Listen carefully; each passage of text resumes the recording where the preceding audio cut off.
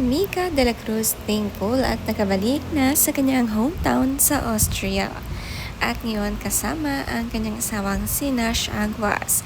Kasama rin nilang nag-travel ang ina ni Mika na si Angelica Eger. Isang Italian-Austrian nga ang kanyang ina. At marami nga silang kamag-anak dito sa Austria.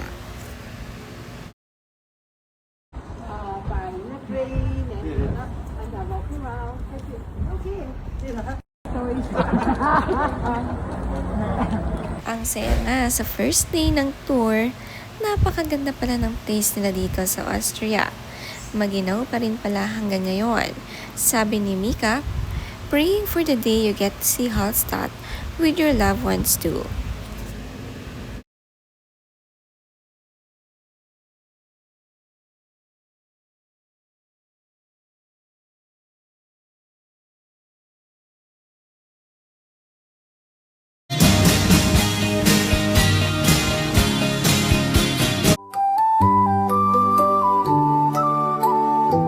Ang kaganda ng tanawin dito, ang mga bahay pare-pareho. Napakalinis ng daan, alagang-alaga ang mga damo. Ang mga mountain na may snow, tanaw na tanaw.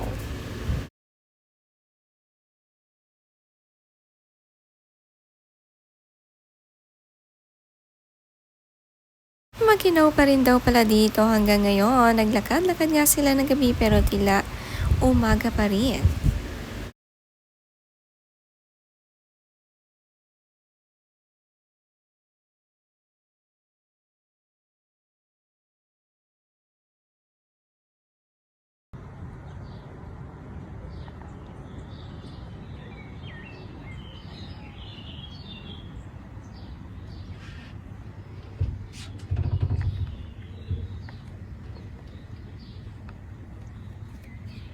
Napakaganda nga ng morning view sa kanilang tinutuluyan. Napaka-presko, malamig at malinis. Dream come true talaga kapag napunta sa mga ganitong klaseng lugar. Magaganda talaga ang mga bansa na ito, parang Switzerland din. May lake din na malapit sa kanilang tinutuluyan kaya lalong gumanda ang view. Lalong-lalo na pagkising mo sa umaga, ito ang makikita mo. Thankful nga si Mika na nakabalik ulit siya dito.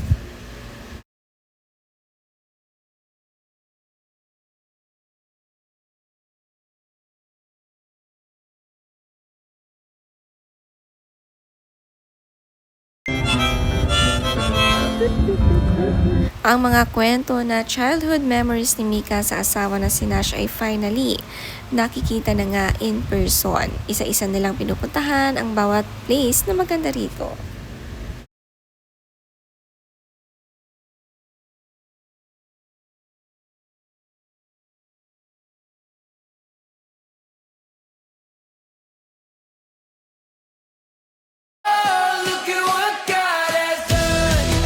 Sulit ang plano nilang pumunta dito. Napakasaya bakasyon para sa mag-asawa at isinama pa ang ina ni Mika. Sa post ni Mika, sabi niya, "My husband finally gets to see the places behind all the childhood stories I used to tell him." Panay nga raw kwento ni Mika ng mga kinalakihan niyang lugar. At finally, nandito na sila.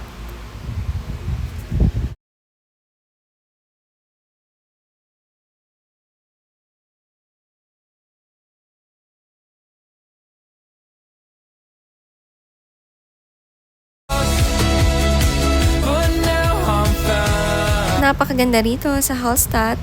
Maulan man ay hindi napigilang gumalang mag-asawa at inikot ang lugar na ito. Sinusulit ang kanilang bakasyon. Bucket list destination nga raw ito, sabi ni Mika. This was once just a prayer for us too. Indeed, with God nothing is impossible.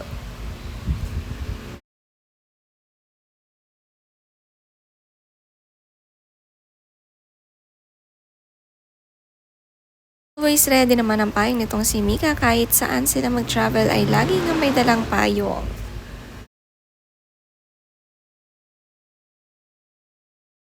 Ina ni Mika na miss din ang lugar nila. Finally, after 9 years ay nakabalik si Mika sa kanilang hometown.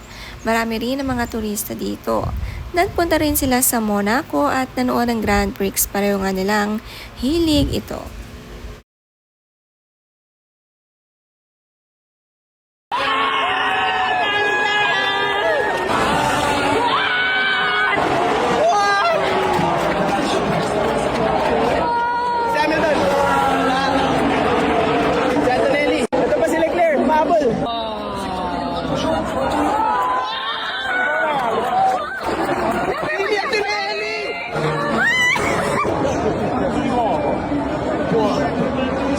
Last minute, like last lap.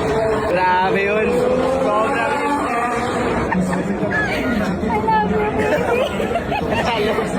Na ako makahabol sa kung ano yung nangyayari. Hindi ko na, Antonelli. ang bilis, ang bilis. Sa post nga ni Mika, sabi niya, "Still can't process what happened at the track today." Grabe ang mga napanood nila, sobrang saya ng reaksyon ni Nash Aguas. Ang ganda ng bonding nila dito. Sa Europe pa nga nila na witness ang ganitong special Grand Prix sa Monaco. Sabi ni Mika, "You witness one of the most intense qualifying sessions in person, ang F1 Monaco GP 2026.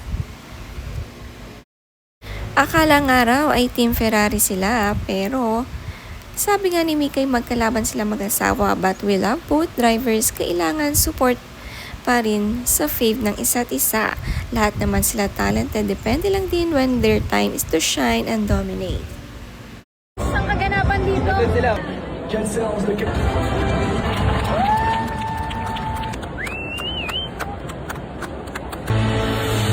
y a encore d'ores et déjà alors oui. Galing ni Antonelli.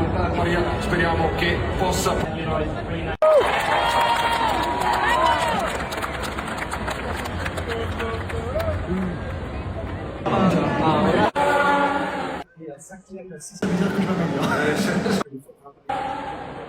Mais il y a surtout beaucoup d'émotions lors de la première séance.